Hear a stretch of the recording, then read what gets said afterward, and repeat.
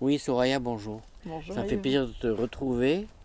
Je te remercie pour toutes les interviews que tu m'as accordées, que tu m'as fait plutôt, sur moi, sur mon travail. Et donc, c'est la réponse du berger à la bergère. Et donc, je sais que tu es thérapeute. Je sais que nous sommes ici dans un centre de soins. Mhm. Il y a ton mari, Hervé, qui est ostéopathe, Bah, tu qui, sais déjà tout. qui est kinésithérapeute. Oui, je sais tout sur lui, mais je sais rien sur toi. Et j'ai vu que tu fais des soins. Mais quels soins? Alors, il y a plusieurs soins. J'ai eu beaucoup de chance. Il y a de nombreuses années, j'ai eu un accident de la route assez grave. Et suite à un an à peu près d'alitement, où la médecine était en difficulté pour m'aider, j'ai atterri chez un kinésithérapeute extraordinaire. Et en quelques séances, moi qui avais le bras bloqué depuis un peu plus de 10 mois, il a pu mon bras s'est déployé. Donc autant te dire que je l'ai collé au basque et ça a été ça a été mon premier initiateur et c'est un homme qui m'a appris la lecture en médecine chinoise. C'est lui qui m'a initié parce qu'en fait, en me soignant, je lui disais ah mais ça me fait mal et il me disait montre-moi comment ça te fait mal. Et en fait, j'ai découvert de l'intérieur les méridiens. Et il s'appelait comment ce monsieur? Gérard Spinner, qui ne pratique plus à ce jour, c'était déjà un monsieur d'un certain âge. Et pendant 2 ans, il m'a initié, voilà. Et au bout de 2 ans, il a fait comme un maître fait parfois. Il m'a mis dehors et il m'a dit ouvre ton cabinet. Et partant de là, j'étais très mal à l'aise. Je lui ai dit qu'est-ce que je vais marquer, psychologue guérisseuse. Alors il m'a dit tu te débrouilles, t'as tout pour. Alors, ne me sentant point légitime, je suis allée faire 5 ans l'école de fasciathérapie où j'ai pu quand même m'initier à l'anatomie. Il faut quand même savoir que quand j'étais avec Maître Zou, la première fois qu'il a dit mettez vos mains sur le foie, je me suis retournée pour voir si mon voisin de derrière, c'était Gabriel, savait où était le foie. Parce que moi, je ne savais pas où c'était. Donc c'était très très pertinent que j'ai pu faire la fasciathérapie. Et ensuite j'ai eu beaucoup de chance parce que j'ai rencontré aussi un maître en Qigong. Voilà. Et les soins, j'ai rencontré un sonothérapeute. Je me suis formée à différents soins. À ce jour, j'utilise tout ce que je suis et tout ce que je peux offrir. Mais la dernière école que j'ai suivie, c'est l'école de Dolores Solémieux. Et donc, c'est thérapeute avec un grand H. Nous travaillons, outre l'activation des points lumière dans le corps et les circuits énergétiques, nous travaillons aussi la désincrustation, j'allais dire rapide, parce que souvent en un soin, voilà, il y a vraiment des Libération. miracles, des libérations, parce que nous travaillons la mémoire cellulaire, donc jusqu'à l'imprégnation qui peut être de l'ordre du temps de la conception, mais nous travaillons aussi les mémoires karmiques et les mémoires transgénérationnelles. Ah oui, c'est important. Moi, ce qui est important pour moi, c'est que je ne suis pas patiente et j'aime que ça aille vite, qu'il y ait du résultat. C'est pour ça aussi que j'aime le Qigong, parce que c'est simple et efficace. Hmm. Et j'ai gardé la sonothérapie parce que je trouve ça merveilleux de travailler avec l'outil du son, Le diapason? les diapasons. Hmm. J'ai gardé donc les soins thérapeutes. J'ai gardé le toucher en conscience que nous transmettons avec Eniko Kovacs qui nous vient de Hongrie, qui est thérapeute international crânio-sacré, parce que l'axe crânio-sacré, à partir du moment où il est révélé, il est accueilli,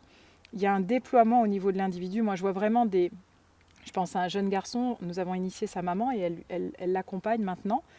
Et elle me dit, mais c'est incroyable, mon fils avait mal au genou, mal à la nuque, il se tenait comme ça. Et ben oui, mais parce que dedans, c'était pas structuré. Et plus ça se structure, plus ça libère l'être que nous sommes. Donc ce sont des thérapies, certes multiples, mais en même temps toutes vraiment basées sur l'acceptation de notre part divino-humaine. Voilà. Et donc, en fonction de la personne, en fonction de son symptôme, tu vas choisir le moyen, l'outil, Alors malheureusement, ou c'est c'est pas par en fonction de intuition? son symptôme, c'est par rapport à sa demande. Et ça, c'est parfois très frustrant Hmm. parce que je respecte, voilà, je pense toujours à un monsieur qui vient avec une tumeur solide et assez complexe parce que j'ai travaillé donc 18 ans à l'hôpital et j'ai eu la chance, enfin moi je trouve que c'est une chance phénoménale, tous mes outils dont je te parle là, je les ai utilisés à l'hôpital. Et la chance que j'ai eue, c'est que j'ai travaillé beaucoup en réanimation puisque j'étais en onco-hémato.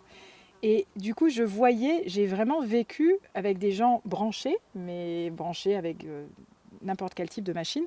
Et j'ai vraiment enfin, j'ai des médecins qui me disaient bah, de toute manière, avec toi, je sais que la température va baisser, ou je sais qu'il va se calmer. Ou... Et je leur dis, mais et ben, lui il disait, je ne sais pas ce que tu fais, mais ça marche. Et effectivement, c'était intéressant parce que j'ai vraiment vu des cœurs se réguler avec la cohérence cardiaque. J'ai vraiment vu avec le Qigong des personnes revenir en phase avec eux-mêmes, accorder le corps et l'esprit. J'ai eu la chance dans la clinique de vivre ça. Et je ne sais plus pourquoi je te dis ça. Il y avait sûrement un lien avec... Je te demandais, selon la personne, Oui, l'outil que tu choisis. et voilà. Et je pense du coup à ce monsieur qui avait une tumeur solide et qui me dit j'aimerais juste ne plus avoir mal. Et je me souviens de moments un peu délicats. Maintenant, je m'autorise différemment, mais voilà, il y a des patients qui vont juste demander, ils n'osent même pas demander ce qui paraît impossible, c'est-à-dire guérir, vivre. Et voilà, donc je m'adapte, j'avance. Bien sûr, j'ai acquis une certaine lecture du corps. Il y a des gens qui me disent « Oh là là, vous voyez ». Alors je dis bah, je parle toujours très simplement, mon père est maçon. Tu lui montres n'importe quelle maison, il te dit là, dans 10 ans, il y a une fissure, là, j'aime pas trop le... Mais il voit, mais il n'est pas voyant. Juste, il a appris, il connaît. Ben, je dirais que je suis devenue un peu plus connaisseuse qu'avant. Voilà.